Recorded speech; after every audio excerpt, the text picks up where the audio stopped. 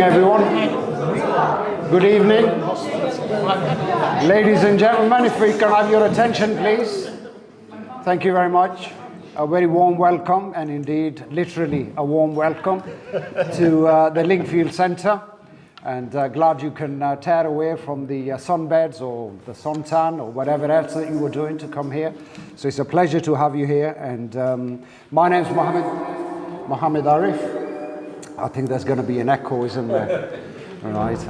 So I'll manage as best as I can with this. Is a second microphone on? You're probably better off without the mic at the moment. Yeah. If there's two microphones on, that could be what caused it. Is this? No, there's an echo. I'll switch it off. Actually. Is that a microphone? I'll switch it off. I'll just speak a bit louder. And if you can't hear me, just put your hand up. Right. A bit of an introduction for myself. My name is Mohammed Arif, and my background is, qualification-wise, I'm a biochemist. I did a degree in biochemistry in King's College London, and for the 30 years or so of my life, I've been in the drugs industry, and I mean the tablets, not the other one. Industry. My particular fields of interest were around leadership, so I've been managing various teams of different denominations, various different roles, but work with some of the big pharmaceutical giants like Pfizer, GSK, and you name it. And my role here, the other thing I want to say that I'm also Leeds born. I was born here in this great city, spent most of my life here as well. So I feel very passionately about this city, and I think it is the center of the universe, despite what anybody else says. And my role here is that I am also part of the governing body for the Lingfield Centre. So on behalf of the Lingfield Centre, my role today is to represent and to welcome you all. And we're delighted and pleased to offer this opportunity to all of you, our local electorate, to facilitate this hustings session so that you can ask the candidates whatever it is that you want to ask. And after the introduction, I will hand over. The other point worth making is that we as an organization are apolitical. We do not have particular affiliation, and neither are we pushing for a particular candidate or party. We are apolitical, and in spirit of that, my good friend to my right, Hanif Malik, is completely unassociated with this organization, so he will be also co-chairing this with me. And after the introductions, I shall hand over to Hanif Malik. Some ground rules and housekeeping, just want you to be aware of. I mean, I'm sure you'll all be very polite and cordial and respectful, but it's only fair that I should share this with you, that our guests are our guests. They are esteemed guests, and that we want to treat them as such. So keep the questions and your comments and remain polite and respectful throughout this whole hustings session. So overall, the structure of today. So let me just run you through that.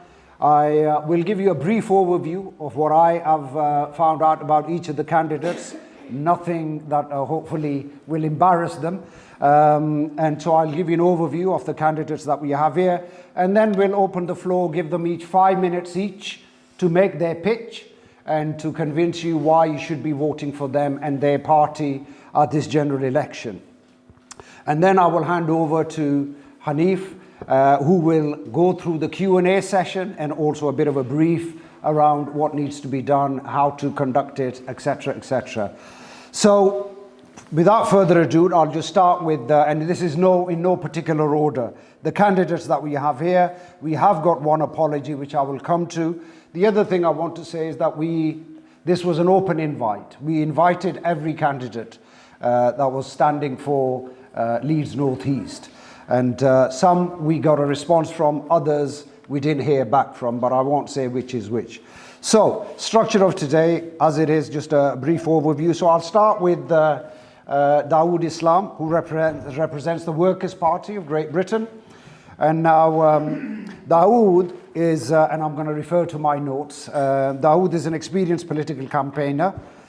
former local councillor, as well as being former deputy leader of George Galloway's Respect Party, which was the party George Galloway was representing previously. He has been speaking on the rights of Palestinians for over 40 years now, and he says, and on his bio you will see that he is a champion, or claims to be a champion. You may be, you decide for yourself, of the powerless against the powerful. He has supported and played an active role with many organizations looking to tackle inequality and poverty within different groups of society. And his 15 years as a member of the Green Party, so he's spent a bit of time with the Greens as well, has given him a solid grounding for things and every matter relating to the environment. Away from politics, Dawud has worked as a professional actor, which I'm not sure many of you would have known about him. So we might put that to test a bit later. A professional actor, broadcaster, and a journalist. And he's also acted as a CEO of several non-league football clubs on a voluntary basis. And he claims that he's a supporter of Watford and Hibernian Football Club. Well, never mind, somebody's got to, I suppose. That's Dawud for you. And next to Dawud is Chris Whiteside, who represents the Conservative Party here. He's an MBE, Conservative candidate for our local Leeds North East community. He works in Leeds in the telecommunications industry. As I understand, his wife also works in Leeds, but in the NHS at the Leeds General Infirmary. And if elected, Chris says that he will be moving to the constituency. He has served as a county, city and district, borough, town and parish councillor, and has also been a school governor and health authority member. He lives and works in north of England, particularly spending a fair bit of time in Leeds, where he works, and other parts of Yorkshire and Cumbria. So that is Chris Whiteside from the Conservatives. And to my left is Fabian Hamilton, who represents the Labour Party. He's a long-serving member of this constituency. I shouldn't say when you were born, because I actually got that of you. No, it's all right. Or I can say when he was elected, we both had hair and a lot fewer grey hairs than we have now. So he attended York University, got a degree in Bachelor of Arts, and his grandfather was a rabbi, his father was a solicitor, mother a judge. So very strong legal background there. He was a member of the Liberal Party as well. And from 1978, and this was a bit of a revelation actually, he worked as a taxi driver for a year. And obviously didn't enjoy that too much, I suppose. It was nights, it was York. Yes, yeah, okay. And then he moved on as a graphic designer. And from 94 to 98, he was a computer systems consultant with Apple Macintosh. Remember them? In 1997, he was elected in this locality, and he has been our local MP ever since. He has, what else is it? Yeah, he actually had quite a significant majority, won 49.2% of the seats, with a majority of nearly 7,000. And within the parliament, he served as a member of the Administration Select Committee from 1997 to 2001, and has been a member of the Foreign Affairs Select Committee also. So that's Fabian Hamilton. These are your three candidates that are here. I have one apology, and this has come from Louise Jennings, who's from the Green Party, and she said she was unable to make it. It was slightly short notice for her, but she did ask that if we can, on her behalf, as each of the candidates will be pitching for themselves, if I can share some of her policies with you in her absence. So her key policies that she's highlighted is that she's impassioned about building a fairer, healthier country, investing in primary care and public health, pushing for a just transition to a zero carbon economy and society, and she's advocating for an end to domestic abuse and violence against women and girls. So these are our candidates. that we have, and I shall hand over to Hanif Malik, who will talk you through the, before I do that, I shall hand over to the candidates to make their pitch. And I will say 5 minutes, please, if you can. And then you'll have an opportunity, obviously, through the Q&A to add other bits and pieces if you so wish, but 5 minutes each. So I'll start with my right. I'll start with Dawud, and floor's yours, Dawud. Good evening. We're in a mosque, so I will start by saying Bismillah ar-Rahman ar-Rahim. I'm standing in this election because your MP belongs to a party that has supported a genocide. But that's only the end of the story, it's not the beginning. In 2019, like many of you here in this room, I was out on the streets campaigning for Jeremy Corbyn. I was pleased to call him my leader. I was campaigning to get Cara Hilton elected in Dunfermline, where I was living at the time, unfortunately, unsuccessfully. Labour lost that election in 2019 for 3 reasons. Firstly, an unjust defamation campaign run by the media and others directed at Jeremy himself. Secondly, a dreadful Brexit policy that managed to equally annoy both Leavers and Remainers. And thirdly, worst of all, a campaign from deep inside Labour HQ itself to discredit and disrupt Corbyn's campaign to make him lose. The Labour Party HQ working against its leader. So now we have Keir Starmer, a pathological liar who's broken all 10 of the election pledges that he made to become leader of the Labour Party, and who fired his so-called friend, Jeremy Corbyn, from the party. A leader who says that Israel does have that right to cut off food and water from the Palestinians, despite knowing full well, as a human rights lawyer, that this is a war crime. My leader, George Galloway, famously described Labour and the Conservatives as 2 cheeks of the same backside, and he wasn't wrong. So what are your options at this election? Do you want to have blood on your hands by voting for one of these 2 gentlemen? Or perhaps you prefer the politics of racism and division by voting for Reform UK? Or perhaps you want the politics of the party that Labour is supposed to be, the policies of the Workers' Party of Britain. Fabian has been an MP here for 27 years, but he's been a Labour MP, but he's only been an MP of a party of Labour for 4 of those years, from 2015 to 2019 when Jeremy Corbyn was leader. Now, under Starmer's iron fist, that party has gone forever. So yes, vote for change, but vote for real change. Vote for an end to arms sales to Israel and other questionable regimes. Vote for the renationalisation of all utilities, a real living wage, an end to the rental and housing crisis that has priced this generation out of getting a home of their own. Vote for an end to racism and Islamophobia, and policing that targets criminals, not ethnicities and political protesters. Vote for a party that stands up for workers, that stands up for the trade unionists that Labour is supposed to represent, and end the cruelty of the 2-child benefit cap.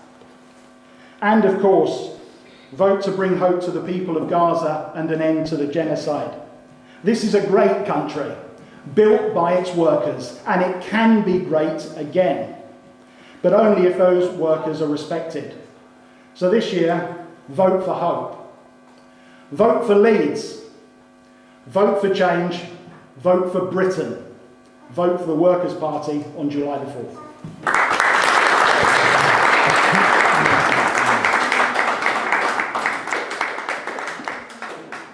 Next, Chris Whiteside. Thank you, Chairman. You've kindly said a few things about me. Let me try and add a few more. So, my connection with the area, I did have one of my 4 grandparents was from Yorkshire. I'm afraid the other 3 were from Lancashire. But I'm personally someone who's lived in many parts of the UK, but for the last 20 years in the north, and for 18 months now, I've worked in Leeds. So I've experienced some of the magnificent things that this fantastic city has to offer. Great culture, great diversity, and I believe that this is the most diverse, in fact, constituency in Yorkshire. And wonderful shops, lots of great volunteers working for the community. One thing that it really could do with massive improvements to, however, is the transport system, which is a mess. So one of the things that I would like to do is to make sure that the mass transit system that's been promised, Leeds is not only the largest city in the UK, the largest city in Europe without its own mass transit system. It's been promised before and not delivered. The Conservative present government has committed £2.5 billion of what was allocated to HS2 to deliver that mass transit system for Leeds and West Yorkshire. There is a degree of cross-party consensus for this. The Labour mayor of the area says that she wants to see spades in the ground by 2028. And one of the first things I would want to work for is to make sure that that is delivered with central, local governments, mayoral and city level working together to deliver it. Other things that I particularly am passionate about, this is probably not something you expect a Conservative to say, but I'll explain why. I am passionate about the NHS. When I was still at school, my father was rung up on the day he was supposed to go into hospital for a heart operation and told that shop stewards representing porters and cleaners had decided they knew better than doctors whether it was an emergency or not. I didn't like their action, but I did understand their reasons for striking, because the then Labour government had got the country into a financial hole and had to bring in the International Monetary Fund, who imposed the most savage cuts on the NHS ever in its history. Far worse than anything Margaret Thatcher or under austerity ever happened to the NHS. In fact, Margaret Thatcher mostly increased spending on the NHS, as every government since 1981 has. Now, that motivated me to get involved in politics. There's a lot of pressure on the NHS, and the biggest single problem is the fact that for 30 years under governments of both parties, we have not been training enough doctors, nurses, dentists, medical professionals.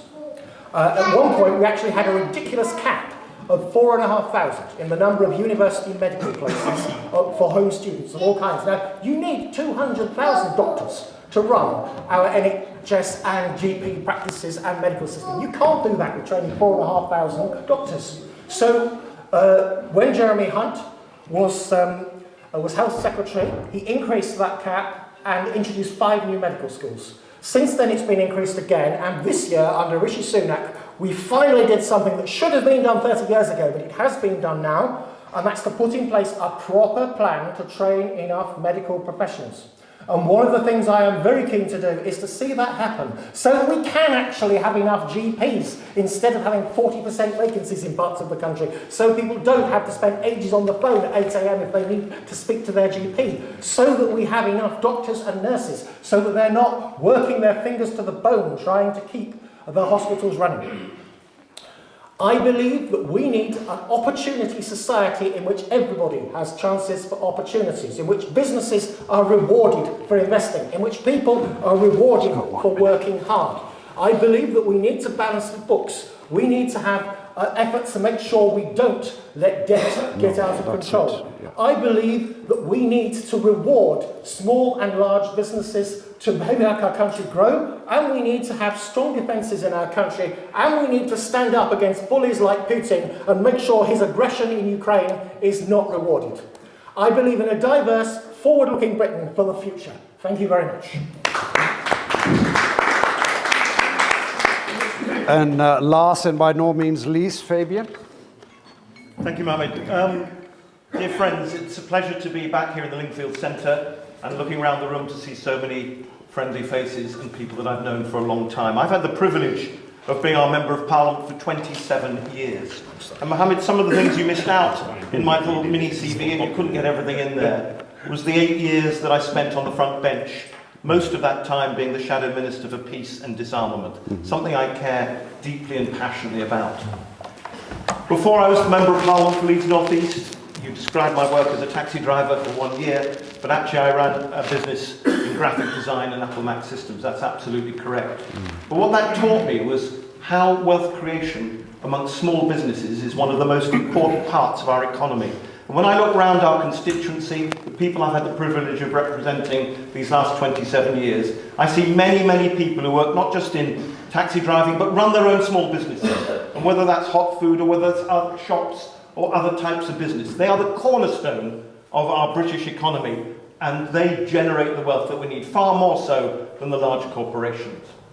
But let me look back at the record that the last Labour government had, because knocking on doors in this constituency, there will be people who, as a result of Boris Johnson and other Conservative leaders these last few years, believe that all politicians are the same, that all parties are the same, that we do nothing, that we don't change the living standards and the living conditions of the people that we're privileged to represent.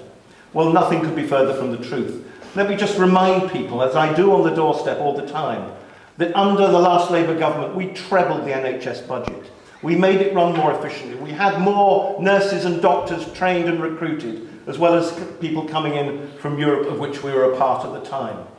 And that made a huge difference. The waiting lists for heart surgery, for cancer patients, was reduced from sometimes years, certainly months, to weeks, and in some cases days, depending on the urgency. People got the treatment that they needed in an NHS created by a Labour government in 1948. That was something we were immensely proud of. It has gone downhill since, not because the government hasn't put more money in, but because they haven't put enough in, because health service inflation is far greater than inflation in the rest of the economy, and they haven't kept up.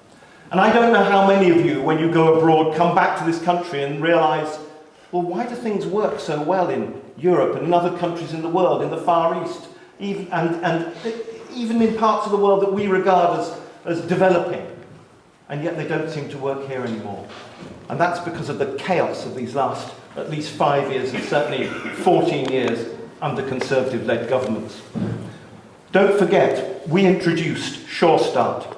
We tackled child poverty, a stain on our society at the moment that actually affects many millions of children in this country. We halved child poverty through Sure Start and through the schemes and systems we put into place. That was done away with by the Conservative government in 2010 under the name of austerity.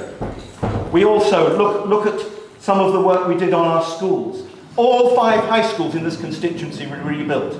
Now that doesn't necessarily result in a better education, but it's much harder to do well in school if your building is falling down around your ears every day that you go there. And children have one go only. They have one opportunity to get a good education. We enhanced that for high schools and also for primary schools in this city. And indeed, as a councillor for 10 years before I became an MP, I was on the Education Committee, ending up chairing that committee, and proud to do so. Our children are our future.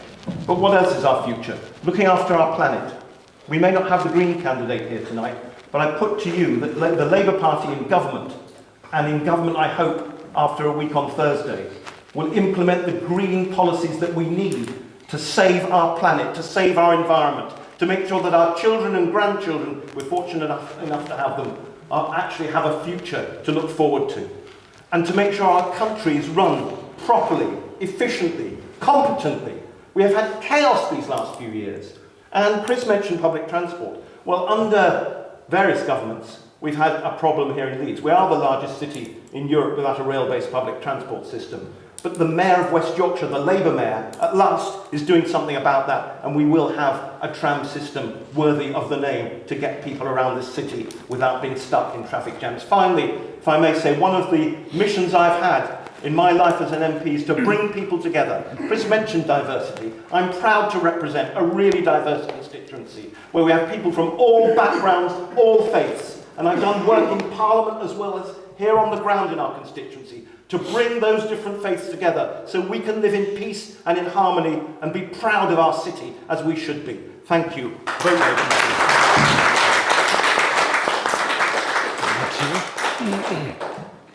Assalamu alaikum wa rahmatullah. Good evening, everybody. Thank you, the three potential candidates, for those pitches. Arif's asked me just to introduce myself, but I think I know most people in the room.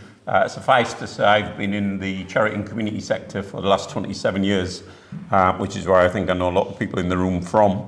I just really want to go, because of time, we were going to attempt to finish this by 9:30 at the latest because of the prayer times, but what we've decided to do, based on the feedback that we had since the publicity for this hustings has gone out, is to cover 4 thematic areas and then leave a slot at the end for any other topics that may not neatly fall into those 4 thematic areas. So those 4 areas will be UK foreign policy, which of course includes Gaza and the situation in the Middle East. Something that's very topical at the moment, which is trust and integrity in politicians. Should we bother voting at all? Question mark.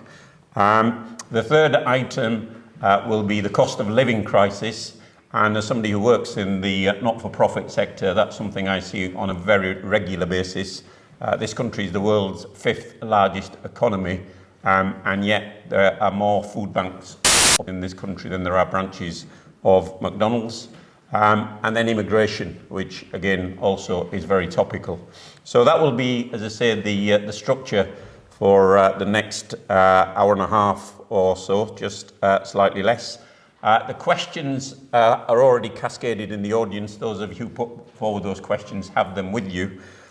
Just in terms of what the UKIM have asked me just to cascade to you. Firstly, what we're attempting to do today as part of the hustings is really replicate, if you like, a British institution, which of course is question time. And the clue in the title is question time, not statement time.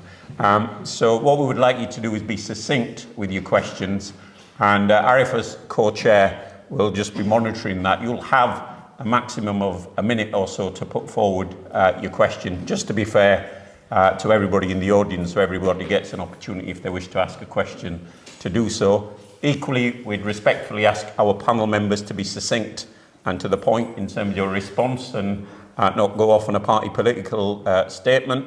Mobile phones, of course, please on silent if you would.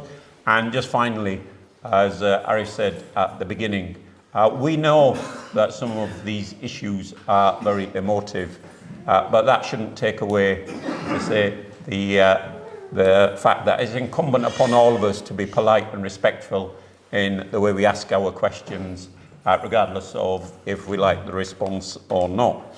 So without further ado, we're going to move into the first area, which is UK foreign policy. And I believe, according to my notes, and I made the classic mistake of leaving my reading glasses at home. So if I move from UK foreign policy into immigration seamlessly, it's not deliberately. But I do believe there are a number of questions related to this issue in the audience. So does anybody want to start with the first question? The lady, if you want to stand up and just read out your question, please. Yeah, this is a question for the whole panel. Do you think it is appropriate for someone in a responsible position, such as a university chaplain, to go and fight for a foreign country and freely return to the UK and continue with their role? Thank you. Who would like to take that first? Dawud? Yes, no, I don't think it's appropriate at all. I mean, we came down like a ton of bricks on Shamima Begum for going away and fighting for ISIS. Quite rightly, in my opinion. It's completely wrong for a UK citizen to go and fight in a war which is directed, in a foreign land in that way. So I think that what's happened with the chaplain in Leeds is exactly the same situation, and I think that the question should be asked. I think it's completely inappropriate for someone that's done that's gone over and fought for the IDF, to be in a responsible position at a UK university in Leeds. It seems to me quite ridiculous that he should be able to continue in such a role. So no, I think that action should be taken for anyone going abroad to fight in a mercenary way like this in any conflict. Thank you. Chris, the Conservative position on British nationals? Yeah, I mean, I think it does make a difference which country and cause one is fighting for. I mean, in general, we have often encouraged people not to go and fight even for our allies. So we did not, for example, encourage private citizens to go and fight in Ukraine because there are other ways that we can and do support Ukraine. Now, obviously, if somebody already has a connection with another country, like, for example, if somebody has dual citizenship of Britain and another country, be it Ukraine, be it Israel, be it anywhere else, and they go and fight for another country of which they also have citizenship, then they have the right to do that. Equally, if that means that they are leaving a job undone in this country, then I think their employer has the right to look for someone else to do that job. So it does depend very much on the circumstances, but I think as a general principle, we have not usually encouraged people to go and take part in wars to which Britain is not a party. If we are actually allied to somebody and sending our own army as a deliberate act of policy to support an ally, which we have sometimes done, that's a completely separate matter.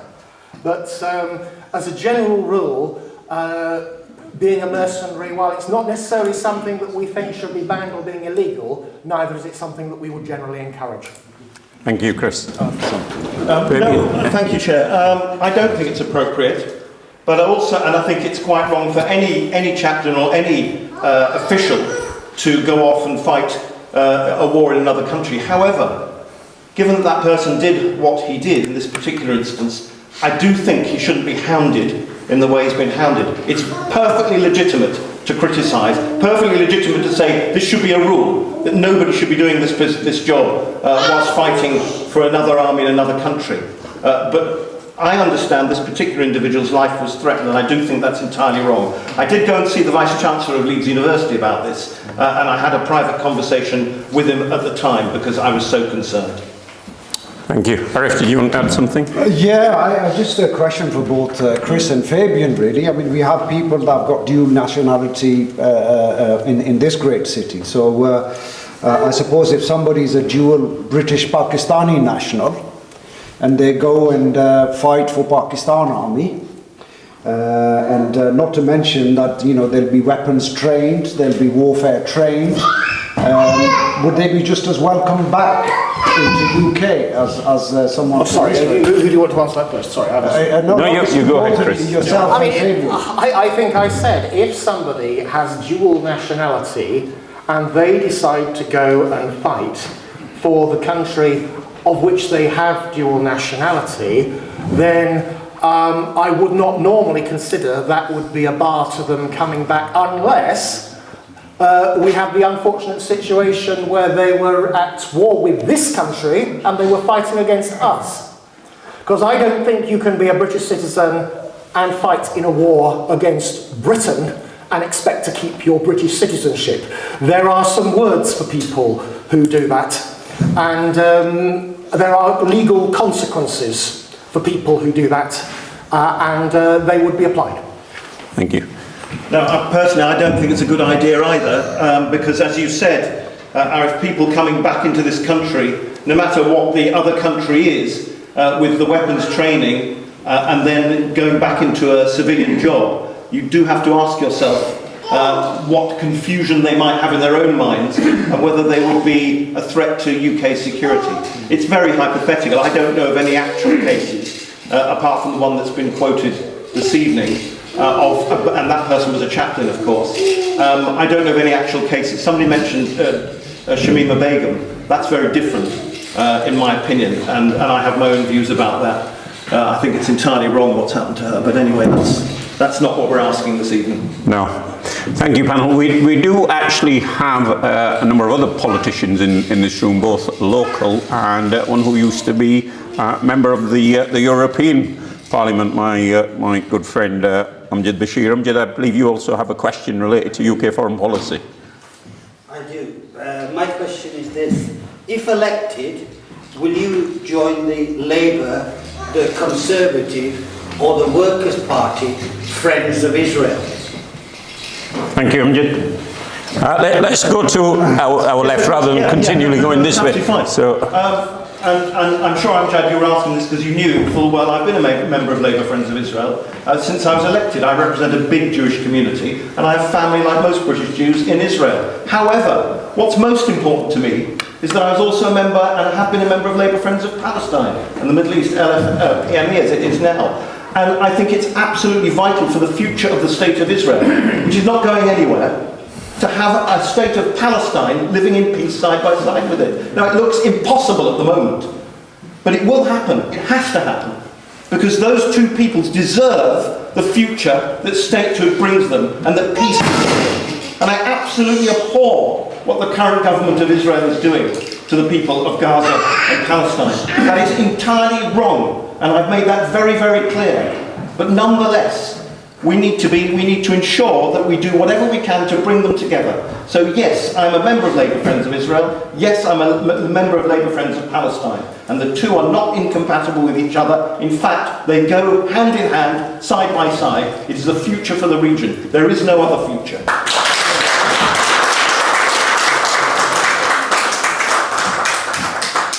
Chris, are you a member of the Conservative Friends of Israel, or would you join? I was at one point a member of the, because it's a membership organisation, not just for MPs, I was at one point a member of the Conservative Friends of Israel. I actually allowed my membership to lapse when the then government of Israel was responsible for some atrocities in Lebanon, which I felt I could not be associated with.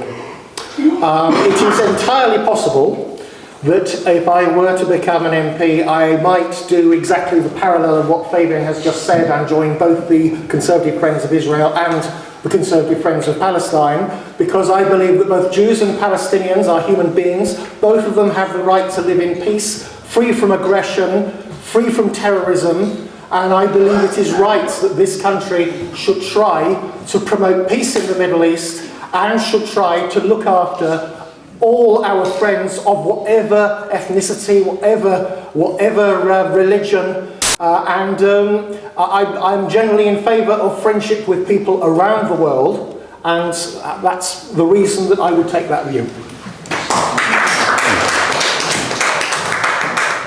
The Workers' Party does not have a Friends of Israel caucus, nor indeed a caucus for friends of any other country, because I don't think that it's the business of political parties of being friends with particular countries.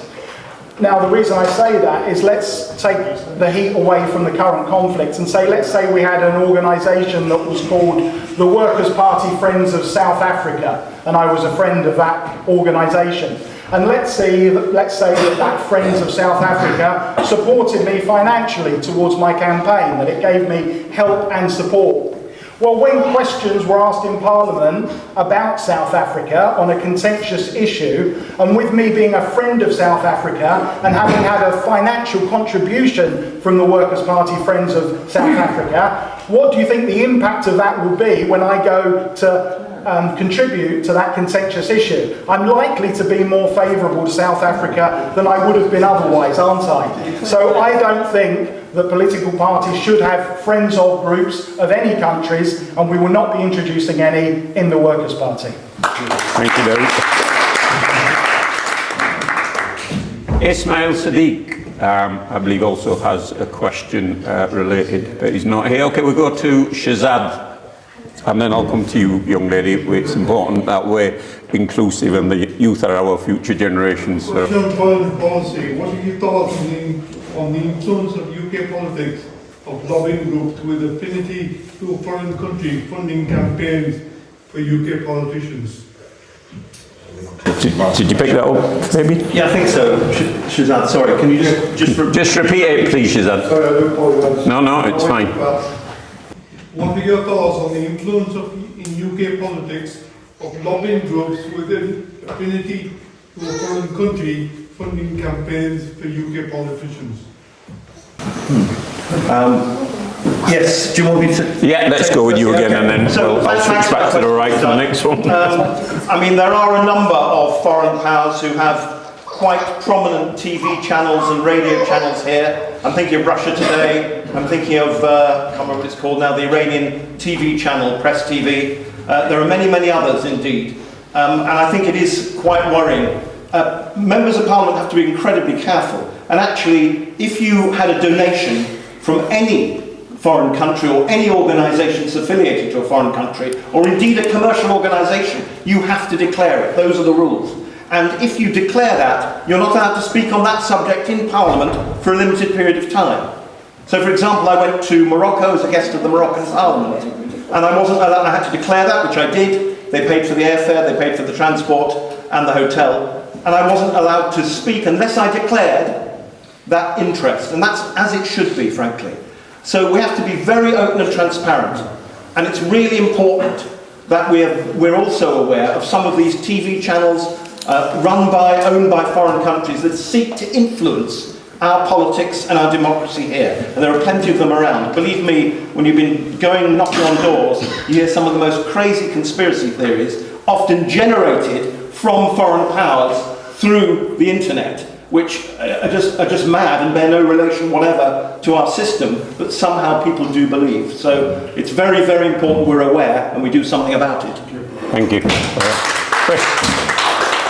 I think it's important to emphasise that donations from a foreign power to any political parties, to a politician, to their campaign fund or for anything else, not only are, but should be illegal.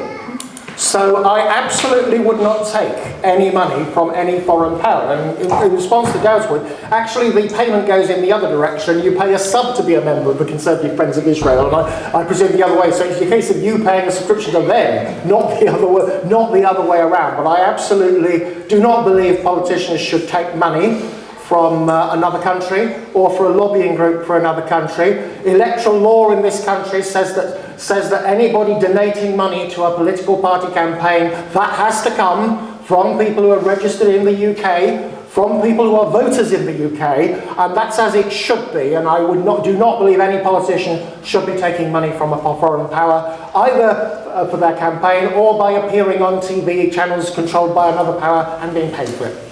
Thank you. As you'd expect, I'm against accepting payments from foreign countries. I'd just make a further addition to what I said in the last answer about Friends of Israel, as an example. During the last shadow cabinet that Jeremy Corbyn led, there were virtually no members of Labour Friends of Israel in that shadow cabinet. The current shadow cabinet is completely full of them, and I'll let you decide what you think the impact of that may be on the current policy of Labour HQ. Before we take the next question from our young representatives in the audience, you won't be surprised to learn that virtually all the questions that were put forward in advance regarding foreign policy were linked to the conflict in the Middle East. But I will remind you that UK foreign policy does extend beyond the Middle East. If you want to ask any questions on any aspects of that foreign policy, but you wanted to ask a question. Yeah, my question is, do you see a contradiction between the UK's approach to Gaza and Ukraine? Chris, I'm going to let you go first on that one because I've let Dawud and Fabian. I don't. I think it's important to remember who started each of those conflicts. Ukraine was invaded by Russia. Israel, on October the 7th, was attacked by Hamas. And I think if people don't like hearing the truth, I'm sorry, but that is the truth. Hey, can we just allow Chris to continue with his question, and then we'll respond. We will allow him to do that if he tells the truth. Okay, right, Chris, please continue. I am I am having to control my temper in response to what I'm just being told. I am telling the truth. On the 7th of October, there was a wicked genocidal attack in which hundreds of Jewish people were murdered by a group of Hamas terrorists who had invaded Israel.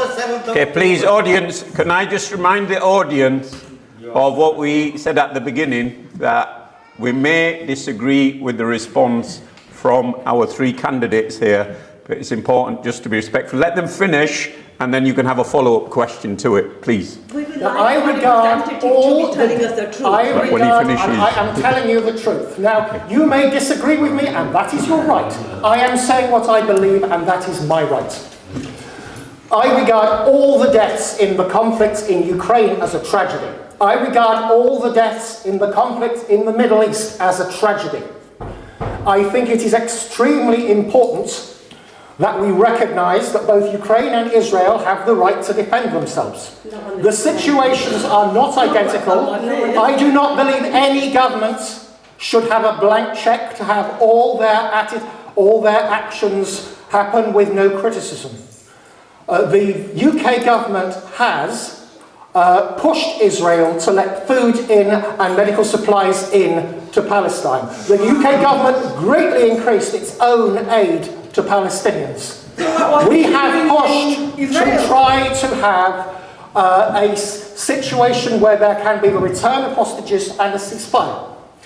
In Ukraine, we have helped the Ukraine to defend itself against a completely unprovoked Russian invasion for which there is no justification whatsoever. I believe our policy is consistent. I believe our policy is right. Okay, right. So, sorry, audience. So, if you've now got a disagreement, do prepare a follow-up question, and we'll absolutely allow that. But let's let Dawud and Fabian respond to the same question, and then, as I say, you're more than welcome to have follow-up questions to the responses from our panel. Dawud. Of course, the response is completely hypocritical. Let's take the Ukraine conflict first. And by the way, this is one of the very few issues that Nigel Farage actually gets right, because the Ukraine situation could have been avoided from the start. Russia was rightly concerned about a creeping eastwards of NATO. Now, what he did with that invasion was 100% wrong, let me state that. But there was reasons for Russia to be concerned about NATO's moves eastward.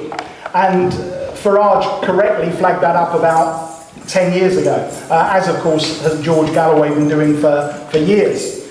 That conflict was completely avoidable. There was a window there where there could have been a negotiation that will have removed all of the bloodshed that we've seen in Ukraine. It was very easy at one point to get a settlement. The settlement that we can get now is going to be a lot less in Ukraine's favour, by the way, and it comes after thousands and thousands of deaths. But the British government was very quick to call that action a genocide. In Israel-Palestine, what we're seeing is a conflict that's been going on for over 70 years. The situation has escalated since October the 7th, and we are now, without question, under any definition of genocide, seeing one happening with over 35,000 people dying. And yet virtually no one, apart from my party, is actually calling it out as a genocide. This is despite the fact that we have a human rights lawyer as the head of one party, who knows full well the International Court of Justice and the International Criminal Court, and that if they're saying that there's a genuine chance of a genocide, that is certainly going to be the case. And yet no one is calling it out. So it's completely duplicitous, the situation between Ukraine and Israel-Palestine. And I think it shows you all you need to know about the current state of play with the big two parties. Thank you, Dawud. Fabian, is there a contradiction between the UK's approach between Ukraine? There quite clearly is. Okay. I mean, I go along with some of what's been said. But I start from this premise, and bear in mind, for 7 years I was our Shadow Minister for Peace and Disarmament. Shadow Minister, not actual Minister. If I'd been actual Minister, we might have a different outcome. But look, the UK government could do a lot more in the United Nations. It's chosen not to do that. All war is wrong. Every single death should affect every single one of us as part of the human race. My heart breaks when I see the slaughter in Gaza, when I see what's happening in Ukraine. And let me mention something else, because Hanif, you said something quite important earlier. These aren't the only conflicts going on. Yemen, I put it to you that Yemen is far worse than anything that's happening at the moment in Gaza, bad as that is. And this isn't a competition, because one life lost is one life too much. Too many. But let's just look at the statistics. If we want to deal with those, 10,000 poor children in Gaza have lost their life. 10,000 heartbreaks for all of us. 15. But 144,000 children, Amjad, have been killed in Yemen, and where are people on the streets? If you called a demo tomorrow for the people of Yemen, I'd be there with you. And I'll tell you, it's about time we stop that conflict. Every conflict has to end with a peace table. And it's about time we cut out the middle people, cut out the military, cut out the slaughter that's going on to save life, and get round that table and try and settle our differences peacefully. Because we have one unique thing that separates us as human beings from the rest of life on earth, and we have language. And they may be different languages, but we can communicate with each other rationally. Let's have rational thought, rational debate, rational discussion about how we can stop the killing of every human being that's died in Gaza, in Yemen, in Eritrea, even in China, the way they're treating some of the Uyghur people, the minorities there. What about Myanmar as well? The world is a big place. Far too much conflict's going on. We need a Ministry of Peace and Disarmament in this country to ensure that Britain plays its full role in trying to bring to an end all these conflicts. Every single life lost is one too many. Let's do something as a country we can be proud of and stop the slaughter.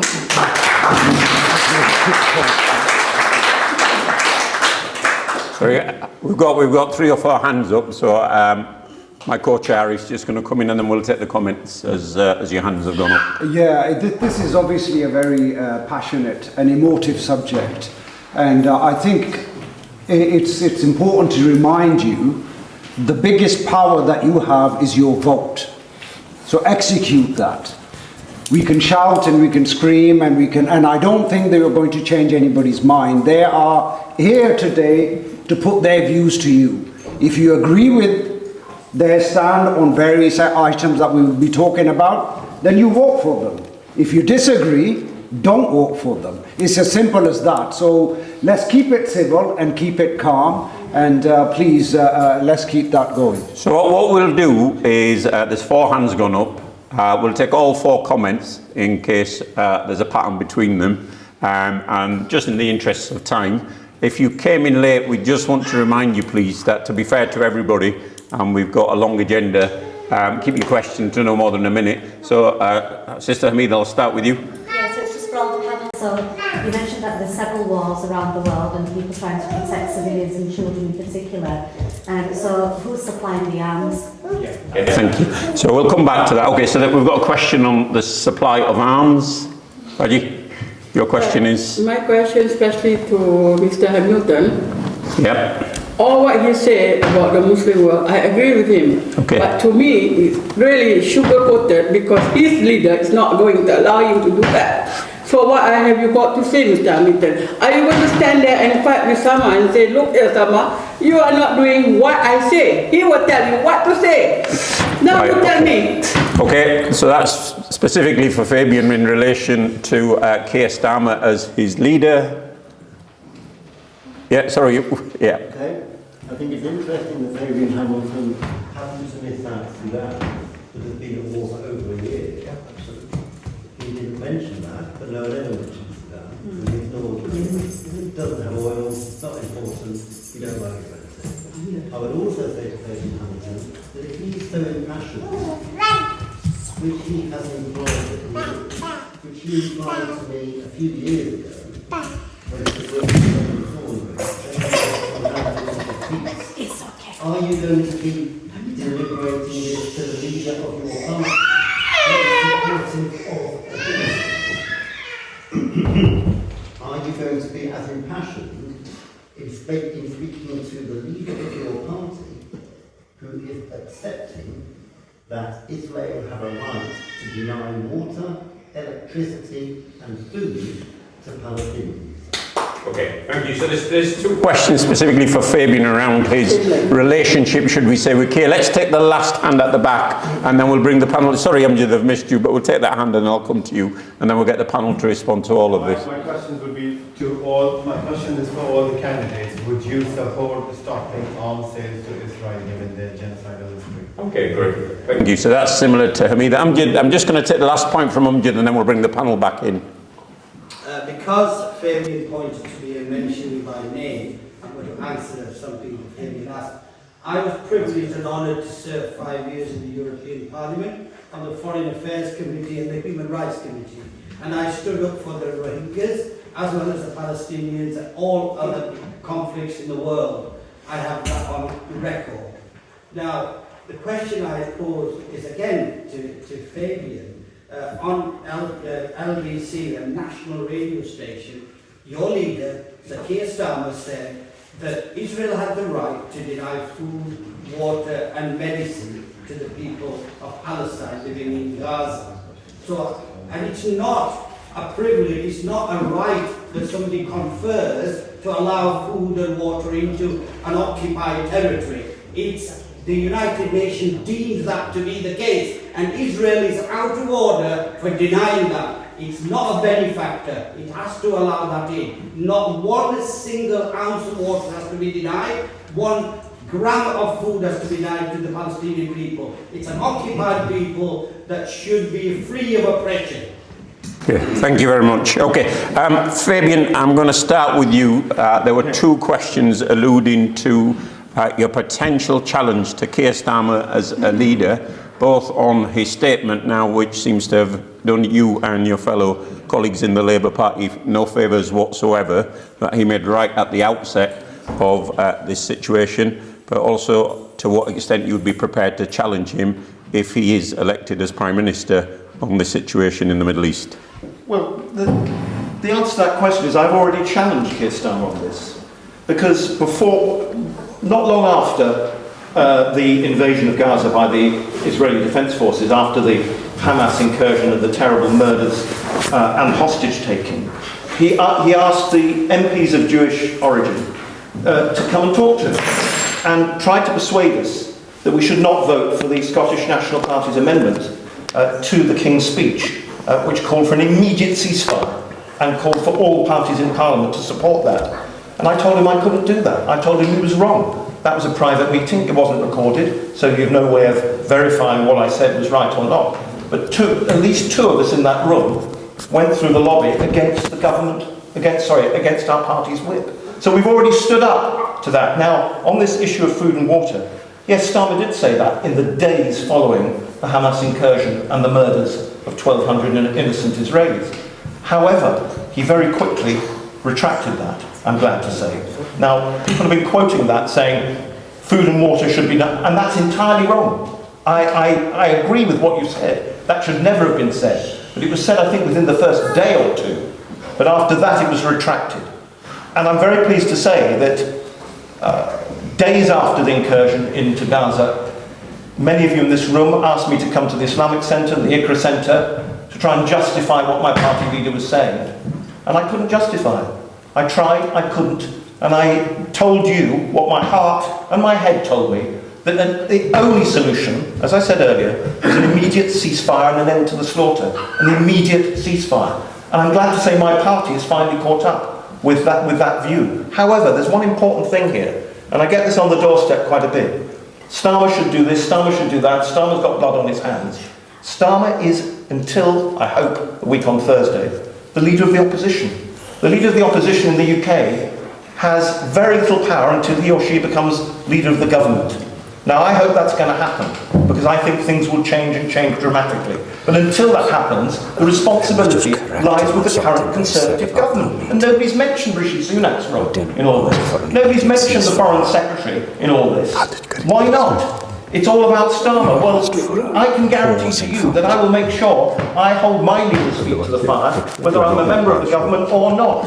Whether I'm on the Foreign Affairs Committee, which, Arif, I was, you didn't mention that, I was on that for 10 years, and in the last Parliament I was on it since I was dismissed from the front bench. But those are the mechanisms we will have to continue to make sure that our party does the right thing when in government. But we're not in government. Not yet, anyway. I hope we will be. So, Fabian, while I've got you, please, if I can just ask you to remain. There's two questions related to the arms. If you are elected a week on Thursday, what will your position be in terms of the UK's support for supply of arms to Israel? David Lammy, the Shadow Foreign Secretary, has made absolutely clear that all arms sales to Israel should be stopped. That is party policy. That will happen if and when we win the next general election. I was the Shadow Minister for the Middle East for 4 years, but I also had this role in peace and disarmament. I got through our party's mechanisms, a new policy, and I don't want to bore you with the details because it's quite bureaucratic, but what it essentially means is that the right to have arms export licences, which have to be granted by the UK government to any firm that is actually applying to sell arms to a foreign power. Those arms export licences used to go before the Committee on Arms Export Control, that retrospectively vetted them. Our policy, which I got through, our policy-making body, is that we have a select committee on arms control. This sounds dead boring, I know, but it's important. And that committee of MPs has the right to grant or deny those export licences.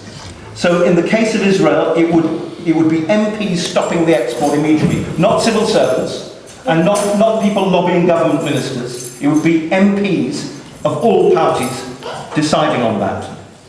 And more importantly, I think, the other policy is that we would stop arms sales to Saudi Arabia. Because in Yemen there is evidence of British ordnance being found in the areas that have been bombed by the Saudis, where so many young people, children and women have been killed, not to mention the rest of the population.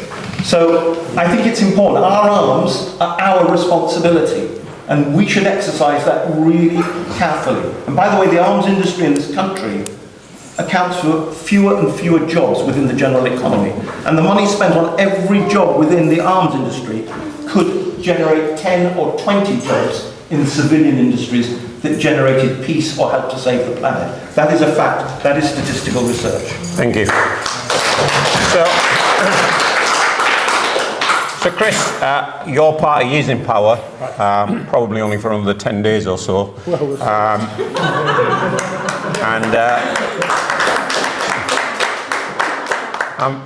It's not a personal viewpoint, that's a reflection of the polls that I'm reading in the papers.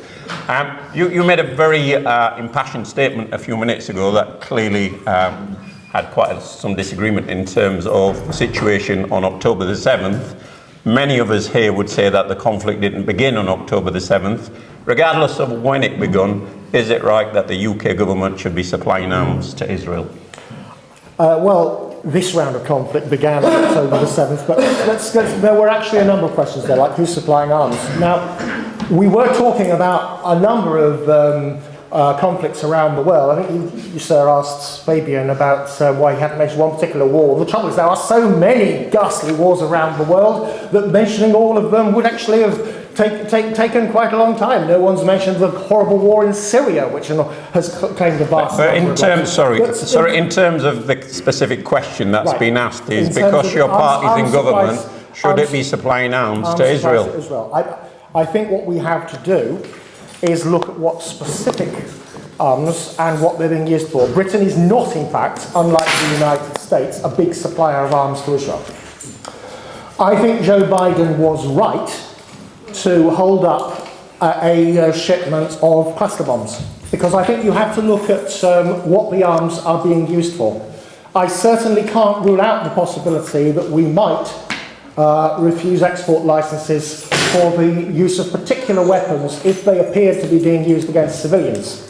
On the other hand, I absolutely would be dead against refusing to sell Israel defensive weapons like the ones that could be used to shoot down missiles that are being fired at their civilians. So that type of arms I absolutely would not support refusing to sell them. So I think you do have to look at specific cases and about what's going to happen to them. Now there were a number. There were several other questions. Sorry, Chris. No, thank you. I'll come back to you because I just want to bring Dawud in, and we're going to take one final question on foreign policy because, as I say, to be fair to both the candidates and the other people in the audience who put forward questions on other thematic areas. I'll come to you in a moment, Ghulam, but that would be in terms of arms sales by UK. As I said in my opening address, we would immediately stop all arms sales to Israel. But I do want to also pick up, because it was asked about that specific phrase that Keir Starmer used. Now this is being, if you like, played down by the fact that he retracted the comment a few days later, as if someone says, oh yeah, a few days ago I said it was all right to withhold food and water from an entire population so they're all starved to death. I shouldn't really have said that, should I? Sorry about that. Well, it's not all right, is it? It's not the sort of thing that you just say and then retract. You know, you must have thought it in your head at the first time that you said it. The fact that you could even consider, as a human rights lawyer, withholding food and water from an entire population. You know, what sort of person does that make you, that you could even think that was all right, even for a couple of days? I'm sorry.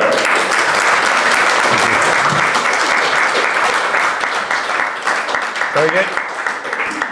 Just before I bring in Ghulam, Chris has reminded me that we said at the beginning we'd try and be equitable, and we haven't, in that we haven't allowed him to respond to the food and water statement. So Chris. Thank you, Chair. I do want to stress that the present government has made it clear to Israel, David Cameron's told him, Rishi Sunak's told him, that they do have to let food and water to the Palestinian people. We are not in favour of starvation or thirst being used as a weapon of war in any context, and we have said that to Israel.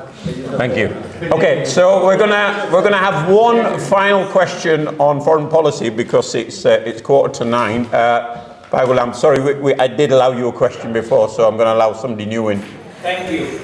A lot of conflicts, and obviously the current one in Gaza is a very important to all of us. But as a Kashmiri living in this constituency, there are many others. We have got an ongoing dispute in Kashmir. Part of it is occupied by India, the other part is disputed. We have got very few basic human rights which are completely intact. For example, if I wanted to have a view that Kashmir should be independent, I cannot fight election in the Pakistan side of the Kashmir. If I want to register my party, which has a view that it should be independent, I cannot register my party. We don't have basic rights, even in a very sympathetic and helpful side, which is Pakistan. And the situation is far worse in the Indian part, right? And there is a third nuclear power.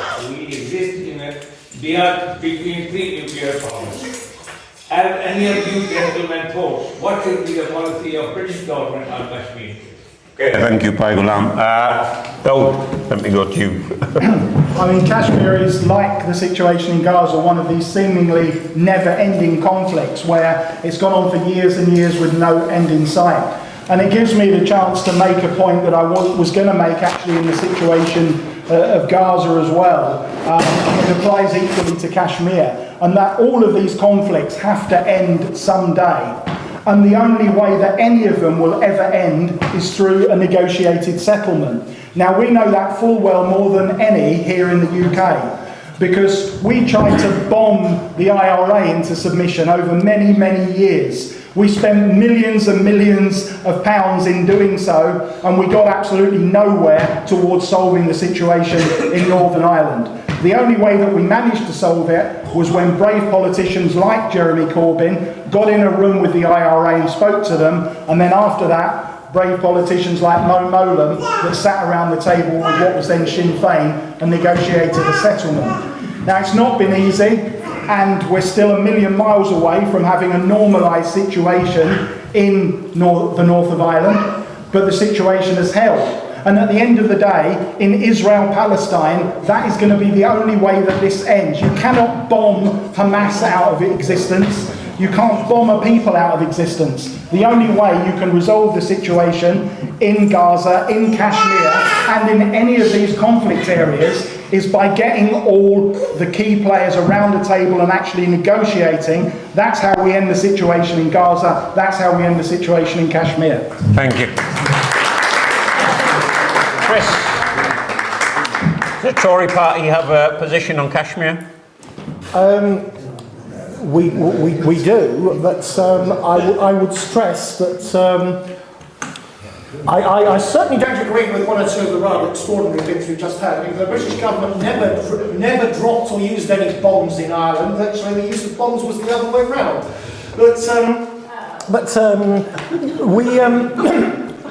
It is true that you do need to get these things to the negotiating table, and the negotiation needs to be between the parties to the conflict. And at the end of the day, I would be the first to admit that this country telling other people how to behave, including in the partition of India, which led to this situation, has not always worked well. So we should approach with great humility any attempts to solve the situation in Kashmir. And I see the gentleman who's nodding. I hope at least he agrees with me on that, if nothing else. Certainly, if there's anything in which we can do to help the parties negotiate a peace, we should try to do so. But we don't run that part of the world anymore, and we shouldn't act as if we did. If we can try and help people try and persuade people to make peace, to operate democracy, to listen to both hands, then we should use any influence we have in that direction. Thank you. So, Fabian, you're a veteran of this. I remember being in a gathering with you many, many years ago on the issue of Kashmir. Absolutely. In fact, I think it was an issue when I was a councillor in the 80s. Ghulam, thank you for raising that. You and many friends in this room have done so much to bring Kashmir to the attention of British politicians, and rightly so. And especially, I have to say, the Labour Party, because it's long before I was born, believe it or not, in 1948. The United Nations, newly formed after the Second World War, passed resolution number 47, which effectively said that Kashmiris should have the right to self-determination. And that is one of the things that we strongly believe, whether it's whichever part of the world it's in. Now, what does that mean? That means that it should not be occupied by Pakistan, should not be occupied by India. There should be no line of control.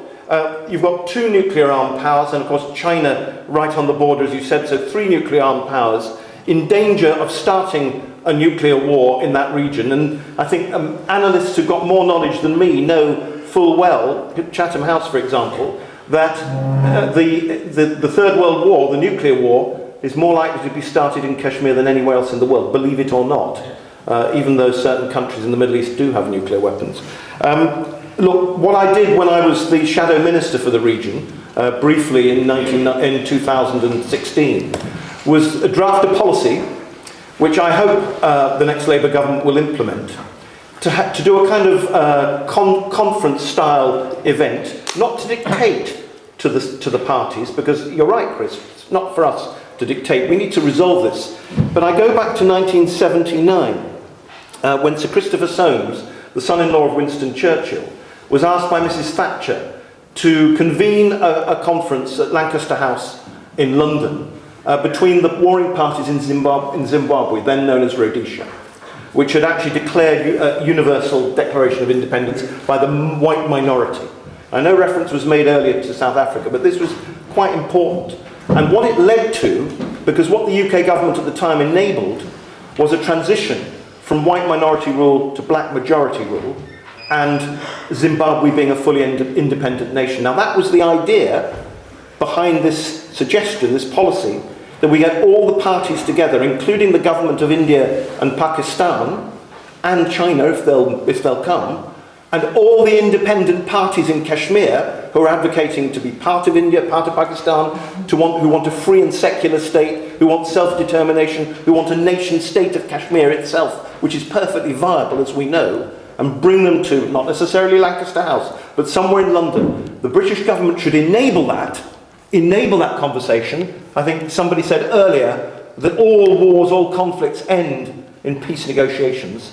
And again, cut out the potential here for conflict. Thankfully, so far there hasn't been. And bring them to London and sit them down and say, you will negotiate, that's all we're demanding of you, and here's some frameworks, and we will facilitate it. Won't cost you money, UK taxpayer will pay, won't be a huge amount of money, but the prize for paying that money will be a free, independent, self-determined Kashmir, finally resolving one of the oldest conflicts in the world that thankfully has been a cold conflict up till now, though people have lost their lives, of course, in that dispute. Okay, thank you very much. We've allocated more time than intended to that section, but clearly it's very pertinent to a large section of not only this audience, but I think of this particular constituency. We're going to move on. We've got about 35 minutes, which we'll allocate to the other 3 or 4 thematic areas. And I believe there's a question in the audience related to Rwanda. So this is now moving towards the issue of immigration that again is very, very topical in the country at the moment, and sadly, as we're all witnessing, is leading to far right-wing governments being elected right across Europe, thankfully not here in the UK. So if you are elected, will you continue with deporting refugees to Rwanda? Okay, so as the party, according to Ipsos and Gallup, not to Hanif Malik, as the party most likely to be elected on July the 4th, maybe your best place. Thank you, that's a really good question, and the answer is absolutely not. We will not continue with deportations. There will not be third country processing. This is cruel and arbitrary, and we are totally opposed to it. I was in Brazil a few weeks ago, and the Brazilian congressmen and women from the right and from the left within Brazil, currently left-wing government, actually said, what on earth is going on in the United Kingdom with Rwanda? What does it all mean? And our Conservative committee members, it was a select committee visit, said, but this is going to save lives. And we said, it's 300 people you're going to deport for the cost already of £600 million. You might as well give each of them $1 million and save money, and they could set up businesses in the UK. Exactly. Because frankly,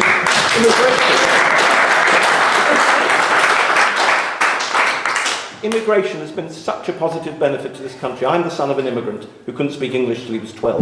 And I used to tell that to people when I was first elected, and they said, but you're a son of an immigrant? How come? But yes, there are many of us in this country, not necessarily obvious, but look at the enrichment we've gained. And I'd say we welcome people, and we look at the causes of the conflicts that are making people come to this country, fleeing for their lives from the countries that they've left, reluctantly leaving those countries, and we actually look, and if they're genuine, we give them sanctuary. Thank you. So, when Fabian mentioned Brazil, I thought he's going to propose Brazil instead of Rwanda. I don't think President Lula would agree with that, frankly. In which case, we were all about to sign up. No, but it was the incredulousness of the politicians from the right and the left. So, yeah, Chris, as the representative of the party that introduced, I think even you would have to agree, it's been somewhat of a shambles. We've had the situation where we've had a whole series of legal changes that have prevented us from doing it. The reality is that we cannot make a policy of unrestricted immigration work because we do not have room in this country, and we cannot have a situation where we continue to allow criminal gangs to put people on boats where they are not safe and where they are dying. The criminal gangs are taking people's savings off them and putting them into... Sorry, I'm going to have to interrupt you there. When you say criminal gangs, are you able to clarify what your statement means? I mean the people smugglers. Oh, the people smugglers, right, What do you think I meant? Well, yeah, no, continue. The people smugglers are taking people's life savings on them and then putting them through one of the most crowded waterways in the world in unsafe boats where they are dying, and that's far from the only ways in which these people are causing the deaths of those they are dealing with. We have to do something about that. So and I don't believe... And I don't come here after all that. And I do... If I can finish. And I do not believe that... not having some way of dealing with it is an answer. Now, we've tried all sorts of ways to address that, and I think one of them is one of the worst things we've done is allowed it to be framed totally in terms of Rwanda, when there's a lot of other things that we are also doing. We made an agreement with Albania, which is a safe country, but the people from Albania, who at one point were the largest group, national group, coming over in the boats, that they would go back to Albania, and that agreement has almost entirely stopped that particular group. We have made an agreement with Turkey, which is the country where they actually manufacture most of these boats, to try and stop and intercept them, so that people do not have the ability to risk their lives in these boats. So there's a lot more that we're doing than just having the Rwanda policy, which is there as a deterrent. But at the end of the day, if we want to try and get to the situation where the people who come here are the people that we have agreed as a country we can take, and I am not in favour of zero immigration, I am not in favour of not taking genuine asylum seekers, I'm not in favour of not taking the people we need to come and work in our NHS or in our care system. So I am not in favour of the sort of Fortress Britain policy that Reform has. And one of the things that worries me about this election, you just said, I think, we don't have the extreme right in this country. I tell you this, there are people rubbing their hands in glee at the possibility of my party doing very badly in this election, who, if we do, may deeply regret it when you see what you may get instead if the Conservative Party is destroyed and replaced by somebody like Reform. Okay, thank you. Anyway, so yes, not because I like it, but because I believe we have to do something to get immigration under control. Thank you, Chris. Great. Can we just have a response from Dawud, and then I'll come to the hands in the audience. But let's have. I tell you what, out of all the crackpot policies that this Conservative government have come up with, this has to be the biscuit. Now, I'm assured that Rishi Sunak is teetotal. Now, I find that hard to believe, because this is the classic 11 o'clock moment in the pub, isn't it? It's like, I know what we'll do. We're sending to another country, aren't we? We're sending to another country. Wait, barman, get me a map. I know where we'll send them. We're sending to Rwanda, isn't it? We're sending to Rwanda. Oh, that's what we're doing. We're sending them to Rwanda. That will sort them out, won't it? Won't come here after that, will they? It's absolute nonsense, isn't it? And it's a ridiculous solution to what is a genuine problem of migrants coming across, and which is being exploited by a party that, let's be honest, could win, could even come second in this election, because partly of this disastrous policy. So there are some very bad things that this Conservative government have done, but apart from its stance on Gaza, this is easily the second worst. Yeah, thank you. So, if I interpreted Chris's very passionate response there, I think partly what he was referencing was be careful what you wish for. Yes. And talking about exactly those words. Talking about Nigel Farage and Reform UK, the polls, or some of the polls, are showing that they are now the major opposition, having succeeded. Okay, one poll, I'm happy to be corrected. And I believe there's a question in the audience related to Reform and Nigel Farage in particular, if the person who put it forward is here. If not, I'm happy to ask you. I think it might be this one, is immigration's been a very hot topic since, and I would say before Brexit, but since Brexit and in this election. Reform UK and their leader, and I won't say his name, have made their single most important campaign message immigration. What will you and your party do to address the concerns of British citizens regarding immigration? I think some of it's been answered. Some of it has been answered. Now, there was a poll recently, and you're right, Chris, there are a number of polls. There was a poll recently that actually put immigration as high as the third or fourth most pressing issue to the UK population, which is quite surprising when you think of all the other issues that we've got. But Chris, do you want to carry on responding to that now, because you partly touched upon it earlier? I have to tell you, I know probably most of the people in this room may think I'm hawkish on immigration. I have to tell you, on the doorstep, an awful lot of people tell me I'm not hardline enough on it, and my party isn't hardline enough on it. I believe we have to try and be honest with people and try and get it right. I've told you that I don't believe Fortress Britain is the answer. I believe we were right to take people from Ukraine. I believe we were right to take people from Afghanistan who'd helped our armed forces. I believe we need to recruit people to work in our NHS and our care sector from the poor. So I'm absolutely not against Fortress Britain. I will tell you one question that I always ask the people who say to me, why aren't you clamping down on immigration? I always ask them, have you or any member of your family recently had medical treatment from a medical professional who wasn't born in Britain? And do you know what? The answer is invariably yes. So I think we have to be constructive. I think it's very important that whatever immigration policy we have is operated in a transparent and non-racist way.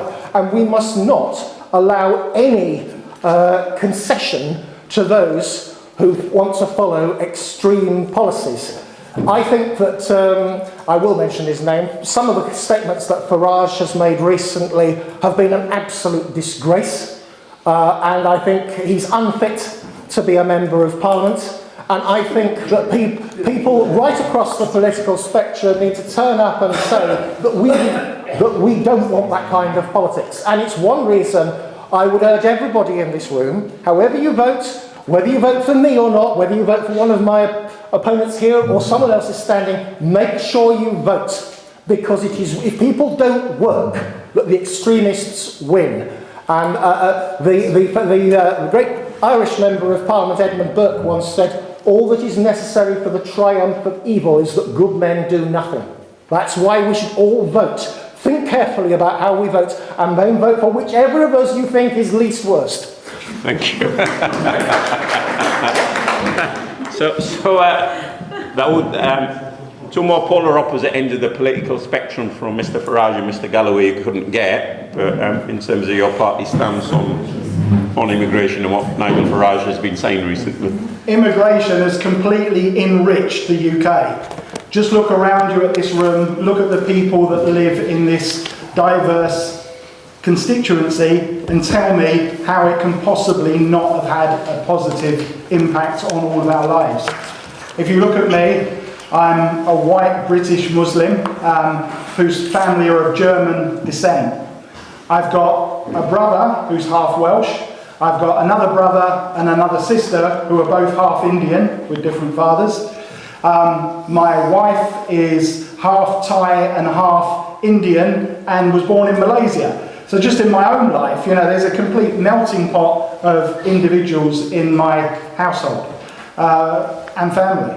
And that is what life in the UK is like. You know, we sometimes have problems, but we, for the most part, get on together, and we could not run, in any meaningful sense, our public services without a massive input from migrants to this country. That said, we do need to tackle the problem of the boats coming across, and we do need to have quotas on the number of immigrants that we take into the country. We will be reviewing the situation, obviously. Because of the number of candidates that we're standing in this election, we can't actually form the government.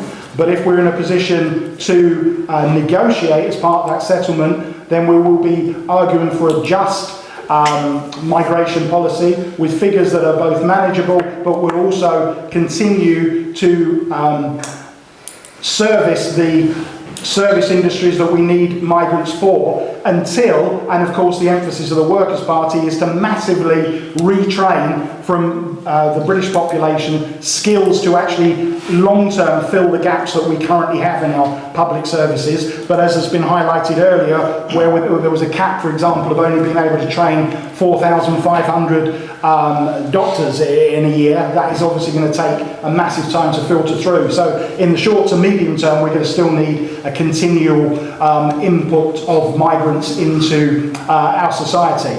But generally, the message is that despite what Nigel Farage says and pressures on public services, migrants traditionally contribute a lot more financially to the system than they ever take out. And that's something that has not been said enough in this election campaign, so I'm going to say it again. Migrants put into this country financially more than they take out. And that's something that we should all shout from the rooftops.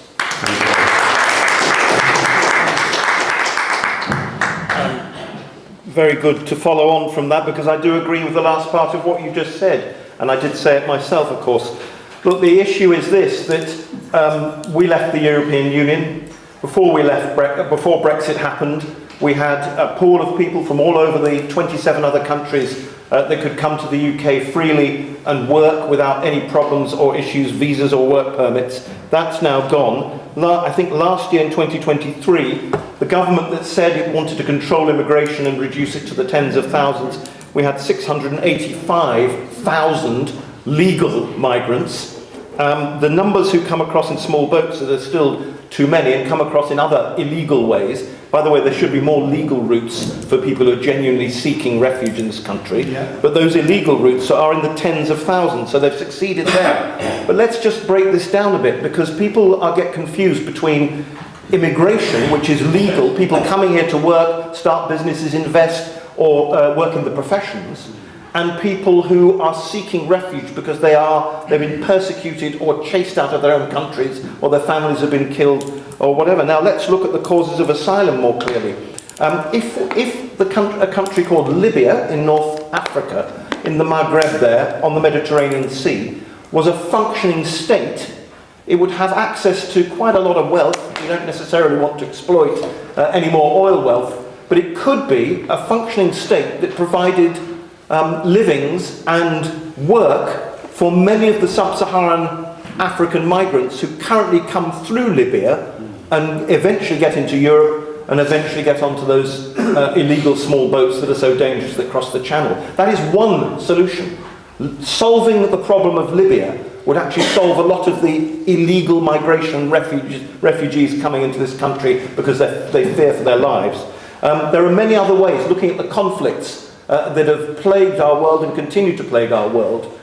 Looking at the situation in Iran, for example. We can't change the government of Iran, but I hope one day it does become a functioning, open, free society for the sake of the women, if nothing else, and those brave women that have put their lives on the forefront of fighting the oppression by their state. We can't get involved in that, but many of our refugees are Iranian or Kurdish, for example. A state of Kurdistan, if we were more proactive there, might stop many of those Kurds fleeing for their lives from Syria, from Turkey, from Iraq and from Iran, coming to this country. So there are many things we could do on the international stage that would help. But actually the other thing is that the Home Office has had to suffer the most appalling cuts in its staffing. And you can't process the people that are arriving here on the small boats or in any other illegal way without having the staff to do it. Because what ends up happening is you pay millions in hotel bills or for converted RAF camps or military camps to house people, to store them while they're waiting to be processed. We owe it to them to immediately process their application within days or weeks rather than months and years. And that's something that our party is absolutely committed to. And an investment in a Home Office, immigration officers that actually work and do the job that we pay them to do in sufficient quantity would greatly reduce that backlog and give people their lives back. The other thing, by the way... Sorry, I'm going to stop you there because we're running out of time, but I do want to ask you one question while you stood up, and then we're going to spend the last 15 minutes just as an open session. Do we have the person who'd put forward the question on the cost of living crisis? You've been a member of Parliament for this ward for how many years? At least 27 years in the constituency. And you know better than any of us in terms of the diversity of the ward. We're on an estate, like many estates across the city of Leeds, where people struggle with the cost of living crisis. Is that question in the audience? The gentleman there at the back? I wish I'd got my glasses now. I can't just about read it. We now have over 3 million people using food banks to survive, some even after taking on multiple jobs. What will you and your party do to address this? And I think it's fair to say that there has been an exponential increase in food banks. Sorry, there has been an exponential. Yeah, absolutely. Sorry, if I can ask you to continue on that point. Can I just say one sentence on the previous thing, and that is that I think asylum seekers should have the right to work, by the way, while they're working. Absolutely. And I have taken motions now to say and you need to the labour market. Anyway, to address your question, one of the biggest costs, one of the biggest increases in the cost of living, I mean, apart from food inflation, has been energy. Some of that is from external causes, but not all of it. And one of our plans is to create a company that's state-owned, that will generate electricity from entirely renewable sources through taxpayer investment. It will not be owned by shareholders. There'll be no dividends. There'll be no bonuses to chief executives. It'll be generating electricity, onshore, offshore, wind, hydro, wave power, whatever technologies are available, so that it's environmentally sustainable and delivered to the consumer, and that will reduce the cost of electricity. The other, of course, will be moving away as rapidly as we can from gas central heating boilers to ground source and air source heat pumps, which use electricity generated by renewable sources. So that would actually help. It's going to take a while to do it, but that will enormously assist people. We should be really ashamed of living in a country where the gap between the richest and the poorest, which has grown, as you said, exponentially these last few years, hugely, of having so many food banks. And one way around that is to make sure that we emulate what some of the Scandinavian countries do. And that is to ensure that we put our money into public services that are properly funded, properly resourced, through progressive taxation. And those services are delivered to everybody, whether they're the poorest person in society or the very wealthiest. That's what happens in Norway. We're going to create this National Wealth Fund, which Rachel Reeves has committed us to, and that could be used for that very purpose. There is no simple, immediate solution, but one other obvious one is to grow more food and ourselves, therefore support farming, because we've got plenty of arable land, plenty of dairy, plenty of productive capacity, but we don't have the production that we actually need, and to reduce food miles as well, because that's environmentally sustainable, and it means your food is much fresher when it comes to your table because it's grown locally. So there's loads of things we can do. We do need to support agriculture. We're not doing enough of that. It's never talked about in election campaigns. Great, thank you, Fabian. So, Chris, as the party that's been in power with this cost of living crisis has... I hope that just as Fabian took a very broad answer to your specific question, I hope you'll permit me to do the same. So, obviously, one of the present Prime Minister's top priorities when he took office was to get inflation down, because the level of inflation was crucifying people. It was leading directly to a lot of the poverty that was driving people to food banks. When Rishi Sunak took office, inflation was 11%. It is now 2%. We cannot be complacent and assume it will stay there. But inflation destroys people's savings. It destroys the stability that businesses needed to plan. So we've got to keep that down. We also need to make sure that we have investment, so that we have growth, so that we can actually get people working, make it people's worthwhile while to work, so that they can go out and do so. I don't think we can blame people for staying at home if they're given just as much money for staying at home as they keep after tax if they work all the hours God sends. And by the way, you may surprise you to hear this, but one thing I agree with the other two candidates on, yes, we should allow asylum seekers to work. Ridiculous to force them to sit on their backsides all day. What on earth is the point of that? So yes, we've got to get people working. But I do think that we need to take head on a difficult challenge that will confront whichever of us wins this election. Now, I personally believe that we do have to work towards net zero, because I want my grandchildren and my great-grandchildren to have a future. But let's not kid ourselves we can do that without it costing us. Let's not kid ourselves that it isn't part of the reason that costs have gone up, and that the policies of any of the parties, including mine, can be implemented without it costing money. And I think we have to balance the need to make sure that we get to net zero, so that our children have a future, with the need to make sure we bring people with us, and that the costs of doing it don't crucify everybody, and particularly the most vulnerable people in society. And I believe that the policies that we're trying to do to balance that need, that balance the hit that people take because of the investment that's needed in green energy, while still trying to make sure we do reach net zero by 2050, I think that's the best approach. But this one is difficult, And it would be wrong of any of us to pretend that our policies to get to net zero can be achieved at no cost. The real world doesn't work like that. Thank you, Chris. And finally, Dawud.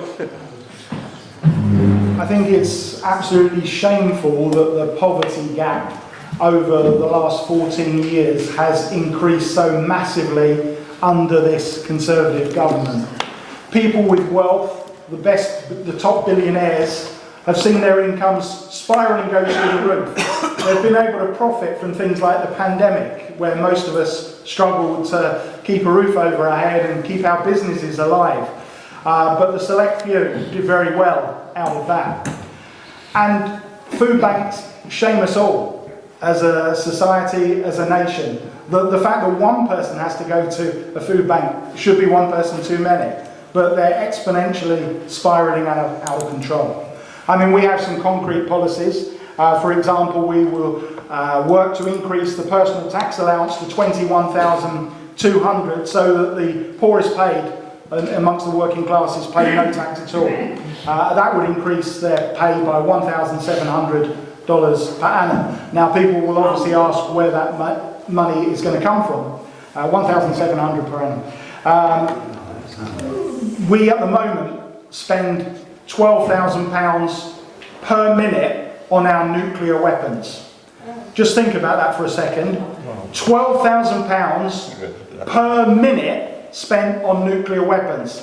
Now, most of these systems, by the way, don't even work. I don't know if you've followed the news agenda recently. There's been all sorts of problems with our nuclear deterrent.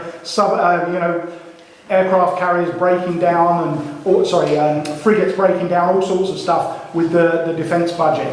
£12,000 per minute will certainly pay for the increase that we're looking to do to personal taxation. And in fact, it gives me a chance to say that our emphasis on the defence budget is that we shouldn't be spending money on interfering in other people's foreign wars in places like Iraq and Libya. Because every time we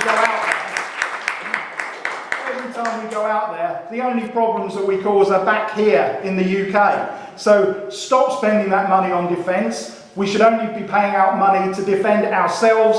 All of the efforts of our armed forces should be spent on defending this country, not fighting other people's surrogate battles. So we've got about 10 minutes left, and as is the tradition with the real question time, we're going to move away from the agenda and allow you to ask any questions that were not related to the previous topics. We're going to give priority, to people who haven't yet had an opportunity to ask a question, and if we've got time, we'll come back. Brother Sneen at the back. Yeah, my question to in fact, all three candidates, but many too. What are you doing about Islamophobia and racism in the UK? Both of the parties, unfortunately, they have racism in their own political parties. What about how they're going to deal with the racism and Islamophobia in the general public? Okay, thank you.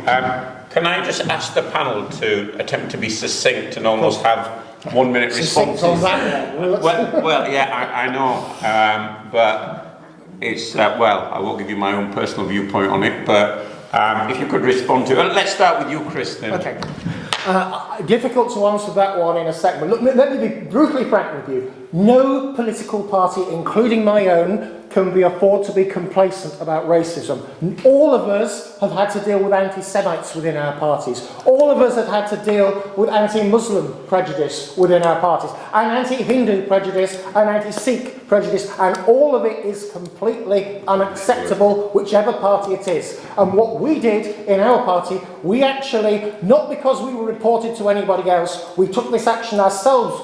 We brought in a commission, the Singh Commission, to look at our processes and our procedures to see to what extent we had a problem with racism and to see what we could do with it. And as a result of that, we actually had training introduced we overhauled our disciplinary procedures. Every constituency of the Conservative Party had to nominate people to receive training in how we implemented our disciplinary procedures to make sure that they were being operated in a non-racist way, and that people who were behave in a racist way, whichever it's against, whether it's against Muslims or anyone else, is disciplined. I am not going to pretend I think it's perfect, but I do think that these measures, which by the way are independently audited, have helped us crack down on the racism which exists in every party, including my own. So while you're there, would you agree with Saida Varsi's viewpoint, who is a member of the Conservatives, that Islamophobia is now past the dinner table test? I think that she was overstating the case. I admit we've got a problem. As I say, I told you that I think no party can be afforded to be complacent about any of these forms of racism. I certainly don't think we can be afforded to be complacent about Islamophobia. But I have taken part in disciplinary procedures when I was a regional chairman of the Conservative Party, including disciplinary procedures against people who indulged in racism against Jews and against Muslims, and I don't think that somebody who said something racist at a dinner table in the Conservative Party would be allowed to get away with it. Thank you. Fabian. I mean, Chris is right to an extent that all parts of society, including political parties, suffer from this. I just asked, though, I mean, laudable comments, but Frank Hester, are you going to give the money back? Because he said some really unacceptable things, I have to say. Look, it starts in our schools. It starts with our children. If our children learn together about different faiths, different religions, different ethnicities, different origins, children are really accepting. They learn to live with one another. They learn to understand one another. They are friends with one another across any kind of previous divide. That's the start. But the other thing is I look at some of our media, because frankly, the way Muslims are scapegoated in our mainstream media is totally abhorrent. And I'm not sure how we deal with that except to strengthen the law on racial discrimination and on racism itself, and of course on Islamophobia. It's always often been put to me that anti-Semitism is a crime in certain quarters, in certain ways, with certain laws, but Islamophobia isn't. Let's equalise the two, because abuse of anybody because of their faith is unacceptable to everybody. It should be. And we need to make sure that the law is even-handed for everybody. The final point I'd make is about the internet. It's very hard to police the internet. But we need to hold some of the companies to account, some of the providers, like Facebook, like Instagram, like TikTok. And if they are broadcasting racist, Islamophobic material, we should do something about it. We should have the laws strong enough to deal with it. Thank you. Dawud? I would say that my conversion to Islam has been very instructive, because as a white person prior to that, a left-leaning white person that has campaign for all the fashionable causes. You know, you think that you've got a handle of racism, you think you know what racism is, you think you know what Islamophobia is and what it actually feels like. And then it's directed at you and you see exactly what it really is like. Because the far right, as you know, don't particularly like Muslims. But the one thing that they like even less are white people that have converted to Islam. Because I am a complete betrayer of this country, don't you know? You know, I've betrayed my country, I've betrayed Britain by converting to Islam, and the far right tell me in no uncertain terms on all my timelines every time I stand for public office exactly what they think of me. And I know that all of you that are of a diverse background experience this on a daily basis. But it's very instructive as a white person to see what that actually feels like, I can tell you. A lot of our institutions are still racist. The Metropolitan Police, unfortunately, is unquestionably. Saida Varsi is correct that the Conservative Party is at the moment institutionally racist.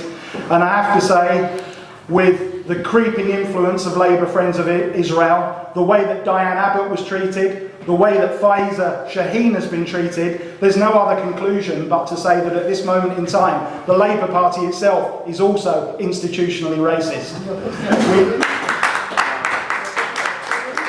We need to remove all forms of racism and Islamophobia from society, and it goes without saying that the party with my background and with George Galloway's background, that will be forefront of our agendas in every situation that we encounter. Great, thank you very much. So apologies, we are rapidly running out of time and we are constrained by the time of the prayer. What we're going to do is there are 3 or 4 hands up. We'll allow you to ask your questions very, very quickly, and then we'll ask each panel member to respond to one rather than all 3 members responding to one. Shazad, do you want to ask your question first? On top of the performance before I think it's closed. So my question, are the politicians or political parties going to place Islamophobia on the statute book as with anti-Semitism by the end of the first term of Parliament? Because we've had walk the walk, but we have no talk the talk. Okay, thank you.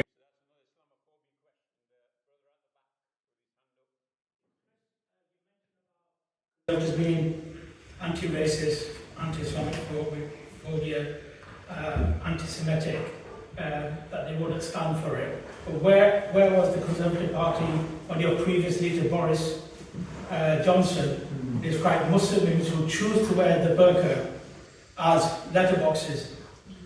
And then you say we're not racist, we're not, Islamophobic. How can we believe you? Thank you. Okay, brother here. The point I would like to make to the Labour Party is that I believe the Labour Party is now institutionally anti-Semitic.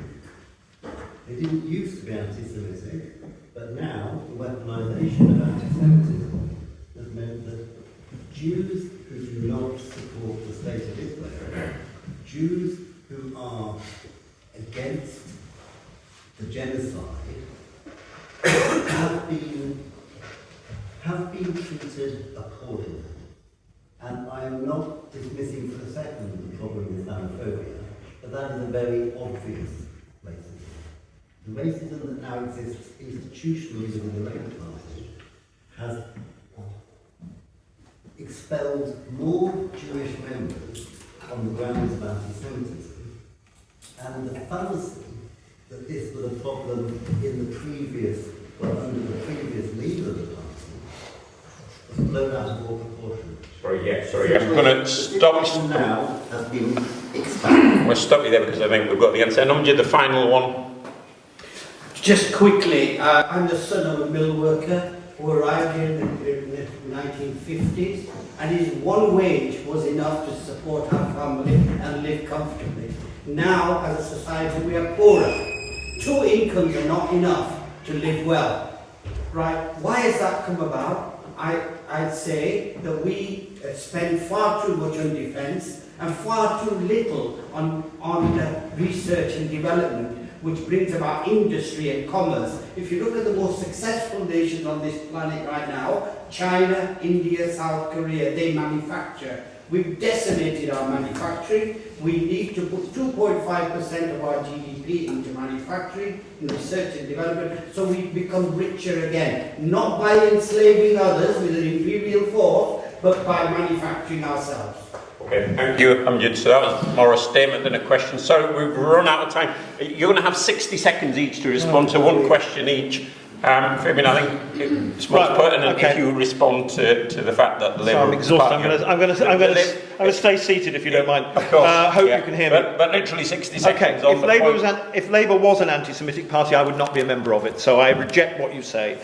Is society poorer? Yes, it is. But it's also not just to do with the lack of investment in science, technology and manufacturing. I agree with you there, Amjad. It's also to do with increasing inequality. We have seen inequality increase exponentially over the last 20 to 30 years, with the last Labour government trying to address that through public service investment, but I'm afraid in the last 14 years it's fallen behind. So address inequality, address science, research and manufacturing. I'm absolutely in favour of that. Thank you very much, Fabian. Chris, Boris Johnson and Muslims and letterboxes. To try and get as much as I can in 60 seconds. Boris Johnson shouldn't have said it. Eric Pickles called on him to apologise. A number of others did, and I was one of them. That was one of the reasons we brought in Professor Singh to address the issue and improve our procedures, because that sort of thing wasn't acceptable. In terms of poverty, Britain as a whole, and on average, is much richer, but some people are poorer. and we need to address that. That's why we have increased the minimum wage, the living wage. It's also, however, why we need to address the biggest thing, which is much, much harder for young people to afford today, is a house. House prices are ridiculously higher relative to incomes, so we need to build more houses, and we need to try and make sure we get growth growing. Our productivity problem, we do have one. That's the biggest reason for poverty, and we've got to invest more so that we can create more wealth. Thank you very much. Thank you, Chris. And finally, Dawud, to respond to any of those points, your 60 seconds. I'll just tackle the definition on Islamophobia. We do need a definition. I think the current definition is a work in progress. I think it does need a little bit of work, in the same way that the IHRA definition of anti-Semitism prevents legitimate criticism of Zionism, so we're against it. In the same way, there are certain things that are currently in the Islamophobia definition that do need a bit of work to make sure that we don't prevent legitimate criticism of Islam.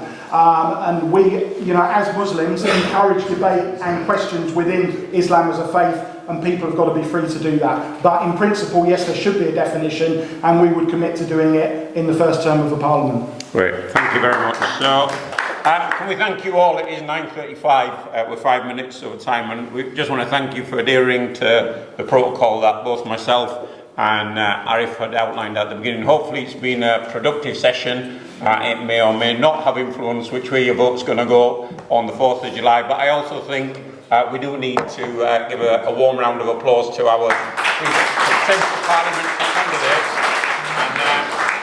And I'm just going to hand over to Arif on behalf of UKIM. I'm getting tired of that. Freudian slip in terms of how I might be voting on the 4th of July. I thought that was done and dusted. Sorry, I got a peek view at your UKIP. Your vote. Right. No, thank you. It's been a grueling session. It has been, and I just want to say again, thank you to you all who has been, and particularly the panel. I just want to reiterate, they didn't have to be here. We invited everyone, we invited every party delegate to come and see their potential voters and face the music, and most of them shied away from it. And I think it takes a lot of courage and a lot of guts to come here and answer your questions. So I want to thank all of them to come here and just face the music. And at the end of the day, the whole purpose of this, and I'll reiterate, is for you to understand where they're coming from. You shared with you the things that you feel passionate about, and they've given you their position and stand on it. At the end of the day, go home, reflect on it, and marry that and weigh that up with your priorities. And if you think that is whatever areas that they've discussed and highlighted, if that is your number one priority, and that's the thing that's going to drive your vote, then you've heard it from them, and you can choose accordingly. So on behalf of the Lingfield Centre and everybody here, I want to thank you for taking time out, and especially the panel, because you have grilled them. I have to say, thank you.